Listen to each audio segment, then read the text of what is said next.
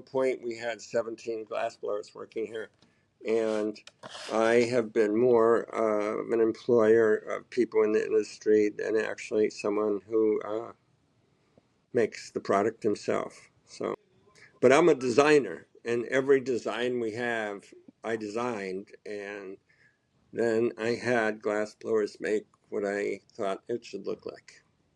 Well, when it comes to um, being a designer and not necessarily a glass blower, how did you know when it was time to push Medicali to a larger audience?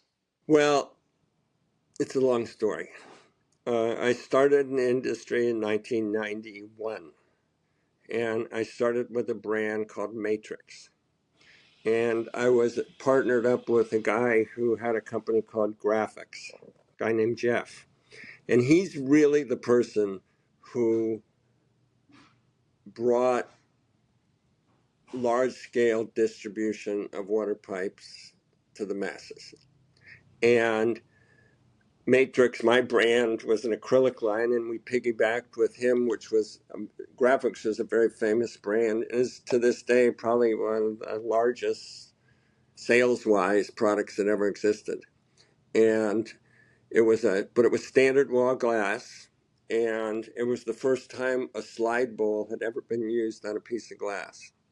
And that brand carried on up until around 1996. And in 1996 is when the hand blown water pipes came in, and uh, I kind of mentored a number of the people who started doing it at that time. And shortly thereafter, I bought a product line called Heavy, HVY glass, and I uh, turned that into the first glass on glass hand blown. It had marbles on it and color all over it. So up until that time, they had all been with just a slide bowl. So the Heavy, we started doing in glass on glass. And right about the time is when the original Roar and the first glass on glass launched. And 97, 98, 2000, that was, where it really blew up. That that's awesome. Medicali officially started in 2008, if I remember Yes. correctly. Well, I had the Heavy for a number of years in the early 2000s, but I could see the trend was moving towards clearer and more scientific designs. And my friend was the person who brought Roar to the marketplace, and I didn't want to have a clear scientific glass because that's what he was doing. But eventually, the market dictated that uh, I have, I move into clear glass. So at a certain point in 2008, I uh, sold Heavy, and I was not sure. I was not sure where I wanted to go as far as making glass tubes, but eventually, I settled on. Uh, I can't say we were the very first people to have trees, because I think there was a brand called Lux that was to market shortly before we were. But we we started doing the trees and in a perk, and as soon as we put Medicali on the side of the tube, it blew up, and it was just we couldn't make product fast enough, and it kind of, our peak years were 2012, 13, 14, 15, 16, and it just kept the amount of growth we had during that period of time was just unbelievable. And uh, and now we've kind of, that part of the market's flattened out for domestic glass. And but we have a strong brand, so we're surviving, but it's not like it was in the peak years. From the designing perspective of glass, there is the art form, and even though you aren't per se the artist, there is a fine line between making art and making money. So how does Medicali continue to toe that line with their Well, productions of glass? I just always looked at it, would I like to uh, a pipe like that? Or would a lot of it is the geometry of the product. You got to make it correct. And is it going to function well? So our products have a certain type of look. It's got a certain type of base. There's only so many variables you can do to make, take a glass tube and then make a pipe out of it and make it function well and make it draw well and where it's an efficient delivery device. So I always just try to, you know, have good taste and do it, make it reasonable. And I always felt like, even if you look at our product line today, it's much more complete than our competitors. Now, the Chinese have come in and made a lot of those products for a much cheaper price, but they copied a lot of the designs that started in 2008, 9, 10, 11. And eventually they started bringing them to market at a much lower price. And in some cases, make products that exceed what we do and sell it for a very low price. So we try to keep it simple, and our product line has its fans and has people that continue to purchase it, and we are, comfortable with giving the best product we can. Our new stuff that we currently have, our new 9 mil and our new all of our new tree stuff, it's as good or better. It's better than anything we've ever made, and the quality of it is better. And if you put it up against every other brand, I'm not talking about extremely high end. I'm talking about every other mid-priced or even upper mid-priced domestic brand. The quality of our stuff is as good as it gets, and especially our 9 mil stuff, and especially all our tree stuff. So a lot of my competitors, there's only 3 or 4 domestic brands that are strong. But I'll put our quality against everybody. No doubt about it. I know that Medicali hangs its hat on merging artistic glass with scientific like precision. So, what are your favorite intricacies of merging science and glass art with smoking culture? Well, again, it's got to make sense. And there's a lot of times where somebody will show me a design, and it's not a Medicali. Our stuff has a certain look to it. It's got the super thick base. It's got, in many cases, got a perk of some type in it, and it's, you know, smoke is something that has to have a velocity to it to make it work proper, and not all pipes are created equal. So the thing is that I just try to have it make sense based on the fact that I was a smoker once. Uh, if you could smoke out of any Medicali piece, which one would you choose? It would probably be the Dexter, which is it's kind of an oil rig, but you could smoke flower in it too. Or a lot of people's daily drivers are 10 and 12-inch small beaker with an 8-inch tree in it, or a shower head in it. And for a lot of people, because of the size of it and the efficiency of it, it's a daily driver. Like, uh, there are people who own big trade shows and they call me to get their daily driver, and they could get anything. And so uh, it's that's pretty much our piece that most people consider the most efficient thing to smoke every day. Our 14-inch standard ball beaker it's a great piece, and a lot of people like it simple. We also have a 38, 10-inch beaker and straight, and they're just simple, reasonably priced, and a lot of people buy those. So people have the tastes in glass have changed a lot, and the vaping certainly affected the glass market. But we have a brand that people like, and we do have our fans, and we're doing pretty good. Absolutely. I'm a fan of the Dexter rig myself. I wanted to know for myself and nostalgia purposes, is the Dexter rig in reference to Dexter's Laboratory? No, it's a killer. If you've used the Dexter and you filled it up with oil or shatter or whatever you put in it, it it's a killer. It's a serial killer. So there's a TV show called Dexter, and he was a serial killer. So we named it after him. Okay. Would you mind if I asked what you would consider a heady? I'd consider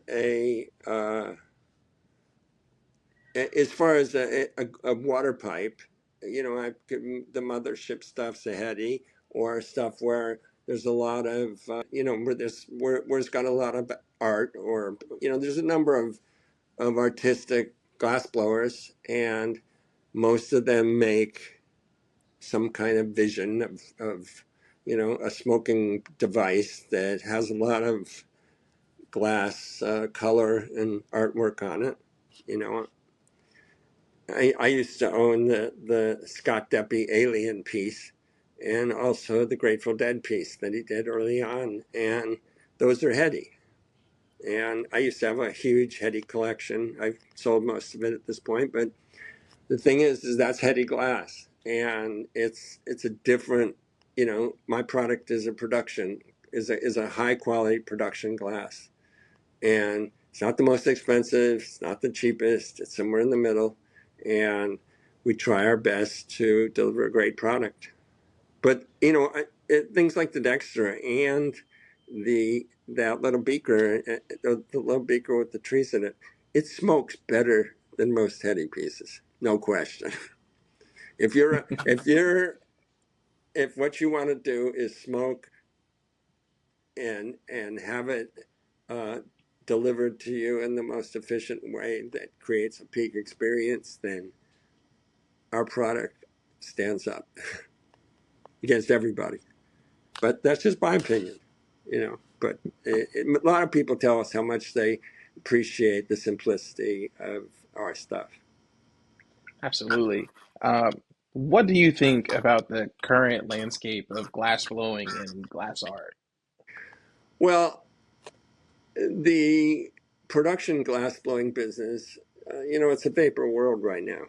And a lot of the target audience, the 18 to 25-year olds, they were brought up on charging their iPhone, and they like electronic devices. So the whole delivery device currently, it seems, is electronics that are, full of, Delta 8 or Delta 9 or, some kind of, cartridge.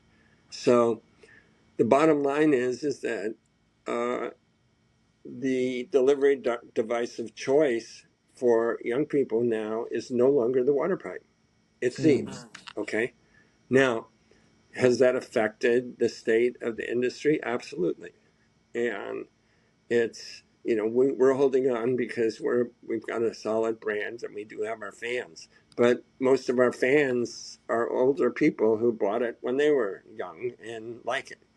But people, there's less and less people who are smoking flower, and there are less and less people who are using tubes. Now, and then there's the whole Chinese factor where the products are cheap enough so that people buy them and throw them away. So there's that's this, and there's still the heady glass blowers, and but even those guys are, uh, it's changing. Most of them are only making heady stuff to smoke oil in, or some kind of rosin. So it seems to be changing. We're trying to, adjust to it all, and you know keep going. Do you think there is an avenue for us to convert the younger audience to glass, or is it foregone at this I point? don't know. A lot of people. That's what a lot of people are asking. Are people going to come back to glass? Maybe. It's probably healthier to smoke flower, but we'll see. It's not a foregone conclusion that people. I think people are starting to not like using butane lighters and putting a flame to flower. I don't think it's dead. And then you have a lot of people who are rolling. So the glass market has taken a big hit in that sense, but it's still there is still we still have our fans and we're still selling pieces. It's just a question of uh, are people going to can we change people come back? I think a lot of the young people they like to push a button, like to charge a battery, and they like the technology. And all of those products have made a dramatic improvement in the last 4 years. All those Chinese delivery devices, vapes and batteries, and all the stuff's improved dramatically from what it was 6 8 years ago. So it's just a different environment, and this is just my opinion. I don't know. I'm I've been doing this a long time, and so my take may not be as. I think though I see what's going on. That's for sure. What do you expect to see in the next 10 to 20 years for the glass, blowing the glass art landscape? I think a lot of the most talented glass blowers, and this is, I've talked to some suppliers recently, and a lot of the most talented glass blowers who 5 6 7 years ago were using their artistic capabilities to make pipes are now using their artistic capabilities to make chandeliers and lamps and mirrors and other exotic glass art that they can sell in homes and charge more money for. And so I think we're losing some of the people who used to make pipes with their talent. Now, are there still some young guys who are coming up who are making nice heady pipes and using their skills to do glass design? Yes, they're still out there. And they'll always try and make a name for themselves in the heady market. But the stars of 5 and 10 years ago are a lot of them are doing art. I wanted to circle back when you said you were a designer and you started to be an employer of glass blowers. What were the criteria, things you were looking for to employ a glass blower? Can you show up? you know, Reliability and availability are the best.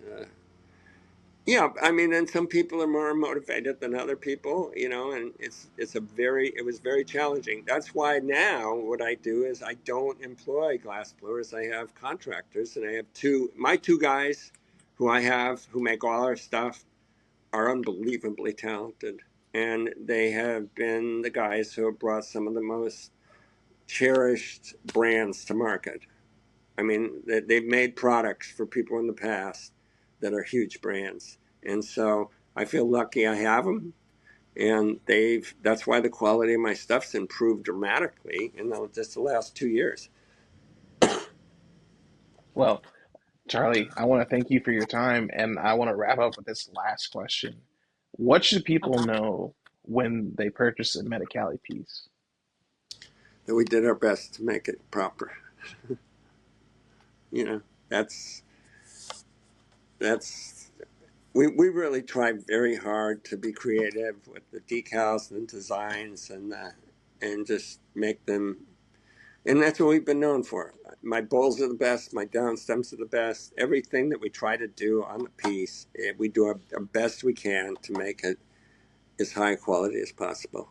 And you know, we're in a very fickle market, and you know, but I think we can say the best is yet to come in the industry. It just have to figure out what that's going to look like. Well, thank you so much. I don't want to take up too much of your time. I know you have a lot to do running the big Medicali operation over there, so I'm gonna let you get back to it. We have a new product called Bliss, which is a drink that we're bringing to market, and It's the ultimate elixir. It's a non-alcoholic Wow. drink, and it definitely gets you affected. So watch out for that.